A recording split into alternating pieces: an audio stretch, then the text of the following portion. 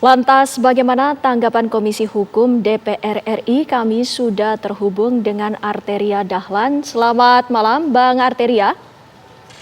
Selamat malam Windy, selamat malam pemirsa TV One Indonesia. Ya Bang, Adeline Lis ini sudah ditangkap. Mungkin Abang bisa menceritakan ataupun memberikan tanggapannya seperti apa? Ya, pertama saya ucapkan apresiasi yang luar biasa dan sekaligus juga memastikan keyakinan kami bahwa dengan kerja kegotong royongan, kesatu paduan, kita bisa menyelesaikan masalah kebangsaan yang begitu luar biasa.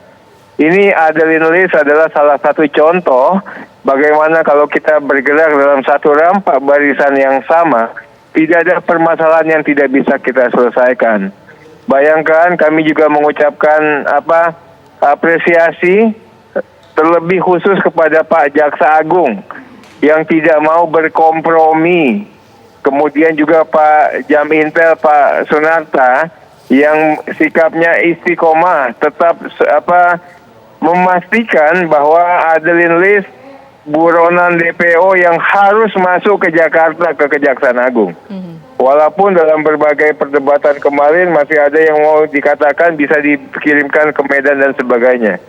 Terlepas daripada itu, kita juga mengucapkan terima kasih kepada Kejaksaan Agung Malaysia, kepada teman-teman yang ada di KBRI Singapura, untuk bisa memastikan bagaimana giat-giat penegakan hukum ini harus juga bisa disupport oleh berbagai instansi dan institusi yang non penegak hukum.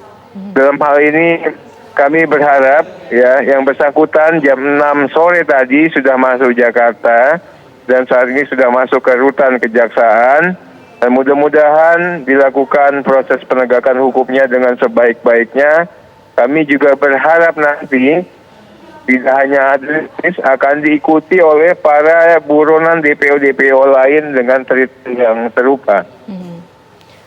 Ya, Bang Arteria, tentunya sebelumnya Abang juga telah mengatakan bahwa terjadi proses yang alot, ada yang meminta agar Adeline Lis ini tidak dipulangkan ke Jakarta tapi ke Medan terlebih dahulu, dari pihak keluarga menuntut hal tersebut.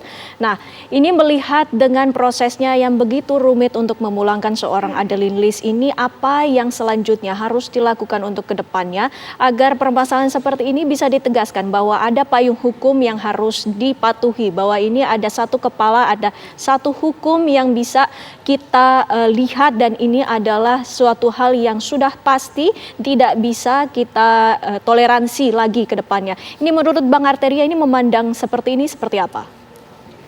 Saya pikir fakta hukum ya kejadian pada jam 6 sore hingga pada malam hari ini memperlihatkan bahwa inilah ya Jaksa Agung kita bisa menaruh optimisme yang besar kepada kepemimpinan Pak Jaksa Agung yang saya katakan tidak mau berkompromi dengan menegasikan prinsip-prinsip penegakan hukum itu sendiri. Kami juga menaruh atensi yang luar biasa, sekaligus juga rasa optimisme bahwa kalau kita mau bekerja secara tulus, kalau kita mau mengedepankan kita sebagai merah putih dalam konteks kita berintegritas, saya pikir semuanya ini akan kita dapatkan yang namanya proses penegakan hukum yang adil, berkepastian, dan penuh kemanfaatan. Pak Jaksa Agung sudah mampu memperlihatkan itu. Di tengah godaan, mungkin saja di tengah intervensi, tapi Jaksa Agung tetap istiqomah, bisa memastikan mana yang hukum, mana yang wajib dilakukan, dan juga bagaimana juga menjaga hubungan bilateral dalam konteks hubungan antar negara. Mudah-mudahan ini bisa dijadikan pilot project, Mbak.